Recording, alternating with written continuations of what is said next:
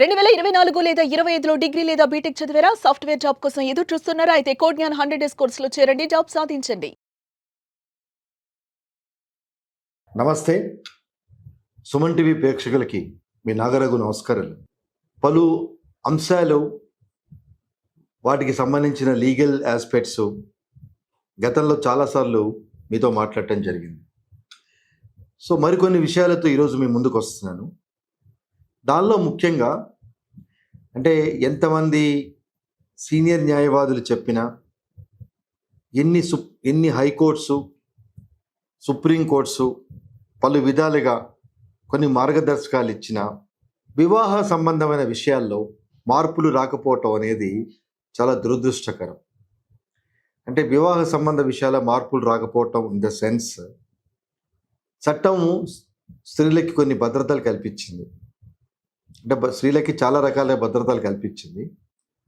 దానిలో ముఖ్యమైన కుటుంబ వ్యవస్థకు సంబంధించిన భద్రతలు అంటే ఎప్పుడైతే భర్త తరఫు బంధువులు తనని వాళ్ళతో సమానంగా చూడకుండా ఎప్పుడైతే ఇబ్బందులకు గురి చేస్తున్నారో, శారీరకంగా కానీ మానసికంగా కానీ, అలాగే ఓవర్ ఎక్స్పెక్టేషన్స్తో ఫ్యామిలీ లైఫ్ని డిస్టర్బ్ చేసుకుంటూ beyond the capacity of the girl ఎప్పుడైతే భర్త తాలూకు బంధువులు హై లెవెల్ ఎక్స్పెక్టేషన్స్ డిమాండ్ చేస్తున్నారు, ఆ డిమాండ్స్ని తీర్చలేని పరిస్థితిలో భార్య వాళ్ళ తల్లిదండ్రుల కుటుంబం ఉంటుందో, ఉచితాలు లేకుండా, అంటే మన అమ్మాయి కూడా మనలాంటి అమ్మాయి మనలాగే చదువుకొని కుటుంబంలోకి వచ్చింది, ఎన్నో ఆశలతో బ్రైట్ ఫ్యూచర్తో ఉండాలని వచ్చింది.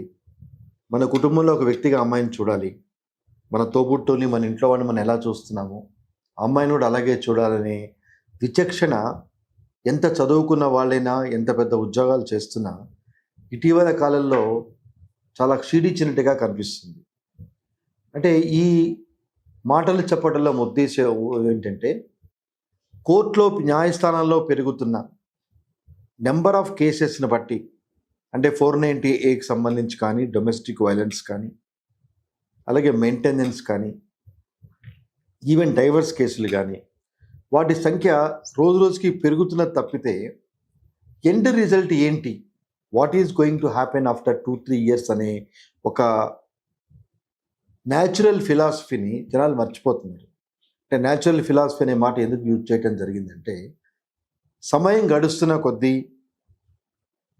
the problem and the inconvenience caused by either parties are continuation process. అంటే ఈరోజు మనం 498 వేసినా, డొమెస్టిక్ వైలెన్స్ చేసినా, ఏ కేసు వేసినా భర్త మీద, ఈ కేసు డిసైడ్ అయ్యే వరకు ఎయిదర్ వే ఈక్వల్గా భార్య కూడా అడిషనల్ ఇన్కన్వీనియన్స్ అనేది ఫేస్ చేయాల్సిన పరిస్థితి ఉంది. అంటే నా భర్తను కొట్టాడు, తిట్టాడని అమ్మాయి కంప్లైంట్ వేసినంత మాత్రాన she will not get result, and the problem will not be solved, and the case will not be decided unless she gives evidence, unless she attends the court, unless she put her efforts to prove the allegations leveled against her husband as well as her in-laws. అంటే complaint ఇచ్చినంత ఈజీగా మన judicial mechanism ఎలా ఉందంటే, complaint ఇచ్చినంత ఈజీగా ఆ case decide అవ్వటం on merits, so end result రావటం, పనిష్మెంట్ వేయటం అనేది it takes its own course of time. ఇన్ని అనుభవాలు చూస్తున్నా, అంటే ఎన్నో రకాల జడ్జిమెంట్స్ వస్తున్నా, రోజు వార్తల్లో వస్తున్నా, అంటే there are so many communication system to reach the general public this kind of veracity of cases and the results of these cases also. అయినా కానీ ఆ స్పర్ ఆఫ్ మూమెంట్లో ఇన్ఫ్లుయెన్సింగ్ ఆఫ్ వేరియస్ సర్కమస్టెన్సెస్, తర్వాత చూద్దాం, ముందు కంప్లైంట్ వేద్దాం అనే ధోరణిలో ఉంటున్నారు తప్పితే, కేసు వేసినందువల్ల నాకు లాభం ఏంటి, ఇది ఎంతకాలం నడుస్తుంది, ఈ కేసు అయ్యే వరకు నా సిచ్యువేషన్ ఏంటి, లేకపోతే నాకు పిల్లలు ఉంటే నా పిల్లల సిచ్యువేషన్ ఏంటి, నేను ఎక్కడ ఉండాలి ఈ కేసు వేసినప్పుడు. ఎందుకంటే one thing is very clear, ఒక్కసారి ఎప్పుడైతే భర్త కుటుంబ సభ్యుల మీద మనం క్రిమినల్ కంప్లైంట్స్ వేస్తాము, డౌరీ హెరాస్మెంట్ కానీ డొమెస్టిక్ వైలెన్స్ కానీ, we have no place to continue with them. మనం ఇండిపెండెంట్కైనా రావాలి లేదా పేరెంట్స్ దగ్గరికైనా రావాలి. సో ఇండిపెండెంట్గా వాళ్ళకై వాళ్ళు సర్వైవ్ అయ్యే పరిస్థితి చాలా తక్కువ మందికి ఉంటుంది. సో ఇండిపెండెంట్గా సర్వైవ్ కాలేని పరిస్థితుల్లో the option available for them is go back to their parents house or relatives house or their own kith and kin. So ఇంత వ్యయప్రయాసాలు కోర్చి ఓకే ఇట్స్ ఆల్ రైట్, నేను ఏదో రకంగా బాధలు భరిస్తాను, నన్ను ఇబ్బంది పెట్టిన నా భర్త, నా అత్త మామలు పనిష్మెంట్ జరగాలి అనే ఒక వింత పోకడ చాలా సందర్భాల్లో అది ఒక ఆశాపదంగా ఉంటుందే కానీ ఎక్స్పెక్టెడ్ రిజల్ట్స్ రావట్లేదన్నది నాకున్న అనుభవంలో నేను చూసిన న్యాయస్థానాల్లో ఉన్న పరిస్థితులను బట్టి చెప్తున్నాను. ఎందుకంటే న్యాయస్థానాలకు కావాల్సింది సాక్ష్యాలు. 4 గోడల మధ్య భార్యాభర్తల మధ్య జరిగే గొడవలకి సాక్షులు ఎవరు ఉండరు, వాళ్ళకై వాళ్ళే సాక్షులు. అన్లెస్ ఈ భార్యకి సివియర్ ఇంజురీస్ ఏమన్నా జరగో, లేకపోతే ఇష్టం వచ్చినట్టుగా భర్త కొట్టినప్పుడు ఏదైనా ఇంజురీస్ జరగో, అదే భర్త కొడుతున్నప్పుడు వీళ్ళు కొట్టాడుకుంటున్నప్పుడు నైబర్స్ వీళ్ళ మాటలు విని there is something fishy in this family, what is happening, let us also impart in their activities, let us do whatever is possible to convince them అని చుట్టుపక్కల వాళ్ళు ఎవరికైనా ముందుకొచ్చిన సాక్ష్యాలు తప్పించి మోస్ట్ ఆఫ్ ద టైం, ఎందుకంటే ఈ 498A కేసులు వేసే విమెన్ ఫ్రెటర్నిటీకి నా అడ్వైజెస్, మీరు పుట్టింటికి వెళ్ళి కేసులు వేస్తారు ఎక్కడో, sometimes it may not be Hyderabad, it may be somewhere else, మీ పేరెంట్స్ ప్లేసు. చట్టం క్లియర్గా చెప్పింది, విక్టిమ్ ఎక్కడైతే ఉంటుందో that place is having jurisdiction to initiate these cases, 498A domestic violence or even divorce case or even maintenance case. కానీ police వారు మీ తరఫు వాళ్ళ స్టేట్మెంట్లే రికార్డ్ చేస్తారు తప్పితే they never visit the in laws place, they never make any enquiry in and around people of your in laws. So ఈ 498A కేసులో మెయిన్ విట్నెస్లు ఎవరు? Victim parents. Almost of the occasions victim side people only giving evidence, నాకు ఇలా చెప్పారు ఇలా జరిగిందని చెప్పితే 90% of cases there will be no eyewitnesses, there will be no people available as they are at present when the nuisance occurring between the wife and husband. So ఈ లాకునాస్ అనేది ఎప్పుడైతే మీరు ఓవర్కమ్ అవుతారో, అలాగే యూ ప్లీజ్ ఎన్ష్యూర్ అబ్బాయి ఇంటి దగ్గరికి పోలీసులు రావటం, వాళ్ళని ఎంక్వైరీ చేయటం, చుట్టుపక్కల ఎంక్వైరీ చేయటం, అతని ఆఫీస్లో అతని కాంటాక్ట్ గురించి ఎంక్వైరీ చేయటం, ఇట్లాంటి పరిస్థితులు ఎప్పుడైతే వస్తాయో అప్పుడు మీ కేసుకి బలం వస్తుంది. అలాగే కేసులు వేసిన తర్వాత ఛార్జ్ షీట్ వేయటానికి it takes long time, definitely takes long time. Charge sheet వేసిన తర్వాత కేసు డిసైడ్ అవ్వటానికి definitely not less than 2 years.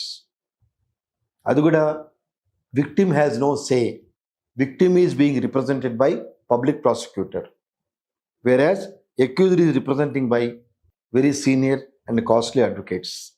Victim కేసుని పబ్లిక్ ప్రాసిక్యూటర్ రిప్రజెంట్ చేస్తాడు. మీరు కోర్టు పర్మిషన్తో victim can assist the public prosecutor. So అదే accused అయితే ఈవెన్ ఈ can hire advocates basing on his capacity even from the Supreme Court. అంటే advocates మారినంత మాత్రాన అక్కడున్న ఎవిడెన్స్ న్యాయం మారుతుందా అంటే yes, to some extent it depends on the capability of the advocate to give different version to the evidence. గుర్తుపెట్టుకోండి, ఇప్పుడు ఒక కోర్టులో మ్యాజిస్ట్రేట్ కోర్టులో జరిగిన ఫైలే అదే ఫైలు సుప్రీంకోర్టు వరకు క్యారీ అవుతున్నప్పుడు there are variants of judgments from one court to another court.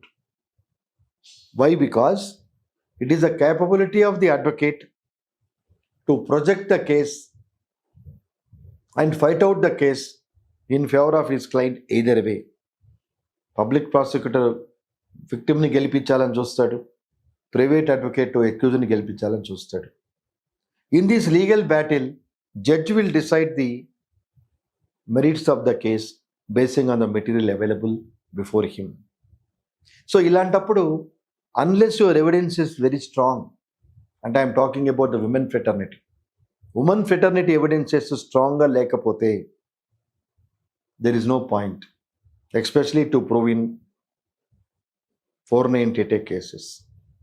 ఎందుకంటే క్రూయాలిటీ అనే డెఫినేషన్కి పాత సిఆర్పిసి, కొత్తగా వచ్చిన బిఎన్ఎస్ఎస్ చాలా క్లారిటీ ఇవ్వటం జరిగింది. ఏంటంటే to drive the women in to commit suicide.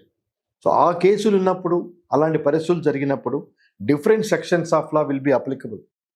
అంటే ఈ ప్రాసెస్లో పొరపాటున చనిపోతే అబేట్మెంట్ కింద 306 అని, 7 years లోపల చనిపోతే డౌరీ డెత్ అని, different provisions are there. But now I'm confining only to 498A. కనీసం 2-3 సంవత్సరాలు ఈ కేసు డిసైడ్ అవుతున్నప్పుడు what ultimately the victim achieved. ఒక 2 days బ్యాకే ఒక కేసు నా నోటీస్లోకి వచ్చింది. ఇద్దరు డాక్టర్సే. 2014 నుంచి నడుస్తుంది 498A case. Most unfortunate, most surprise. To whom I have to blame I do not understand. 10 years at the magistrate court. So conviction పడింది అనుకుందాం ఒక నిమిషం. దీనిలో మ్యాక్సిమం పనిష్మెంటే 3 ఏళ్ళు. ఈవెన్ 3 ఏళ్ళు పనిష్మెంట్ ఇచ్చినా the same day accused will be released on bail. Again there is an opportunity for him to prefer an appeal against the conviction. So అక్కడ కూడా ఈ takes his own course of time. అక్కడ కూడా lower court conviction confirm చేస్తే at most 2 to 3 days he will be in jail. Afterwards he will be released on bail. Again he is having opportunity to challenge that trial court order as well as first appellate court order before the high court. High court lo definitely it takes minimum 5 years time. Definitely take 5 years time. So ఈ 5 years time అయిపోయిన తర్వాత, end result వచ్చిన తర్వాత, ఈ 10 ఏళ్ల ప్రాసెస్లో what the women itch. So main ఉద్దేశం అంటే రీసెంట్ స్టాటిస్టిక్స్ చూస్తే conviction rate is only in single division in 498A cases. However it takes its own course of time. But ఇన్ని సంవత్సరాలు జరిగిన తర్వాత కూడా ఈ కేసెస్ పాజిటివ్ రిజల్ట్స్ రాకుండా, plus there is no iota even to punish or even to keep this man behind bars for years together అనే concept ఈ కేసులో లేనప్పుడు why should we invoke the provisions of 498A on whose cost? Definitely with the cost of the women's life and her children. ఎందుకంటే unless the punishment is very stringent, unless the delivery system delivers or renders to the victim within no point of time, there is no point of fighting cases for years together. అంటే మా అమ్మాయిని సతాయించినప్పుడు, మా అమ్మాయిని ఇబ్బంది పెట్టి harassment చేసినప్పుడు punishment లేదా అంటే within the framework whatever law states, దానిలో నుంచే మీరు మీ కేసులు ప్రూవ్ చేయడానికి ప్రయత్నించండి. అంతేగాని ఇయర్స్ టుగెదర్ ఉన్నందువల్ల వాట్ ఈస్ ద పాయింట్? ఇద్దరు ఉద్యోగాలు చేస్తూ ఉండుంటారు, కోర్టుకు రావాల్సి ఉంటుంది. How many mandays you are losing by on account of appearing before the court? So my respectable appeal to all the viewers, think over before you initiate any this kind of criminal cases against hour husband and in-loss. What is our achieve percentage once I invoke these cases against him? How do I control? So the only system, all these people, they have a right to approach the High Court to make a request and file a petition for speedy trial. It is a fundamental right of every citizen to seek the redressal from the constitutional courts for speedy trial. There is no point of fighting years together without any positive results. నేను మీకు ఇందాక చెప్పినట్టు 10 years నుంచి వాళ్ళు fight చేస్తున్నారు magistrate కోర్టులోని. 2014లో the case register అయింది. Both are highly professionals, but still the case is continuing. Think before you initiate legal process against your husband in laws. As it ఈస్గా we're totally disturbing our family relationship by virtue of filing cases. What we're going to achieve, how we're getting proper redressal from the judiciary. ఈ ఆస్పెక్ట్స్ని positive ప్రాస్పెక్ట్గా తీసుకొని a stitch in time saves nine. కాబట్టి cases వేయటం వల్ల, I'm not saying cases వేయద్దు అని చెప్పట్ల, చట్టం కల్పించిన వెసులుబాటులోనే మనం కేసులు వేస్తున్నాం. But how do we prove? That is the most important. mere filing cases is not a criteria. If you give a one page of complaint before the police, they will register the case in accordance with law. They will conduct investigation. They will file charge sheet. There ends the job. The moment they file a charge sheet, the legal process will begin from the court. So the ball is in the court. So akkada, how speedily, how capably we will establish our case against our husband and in-laws is your prerogative and depends on your wisdom. So my respectable submission to all the viewers, think before several times, consult and see the legal process, how to establish your case in the eventuality of the harassment facing by the wife on the pretext of dowry harassment and other domestic violence aspects. Namaste.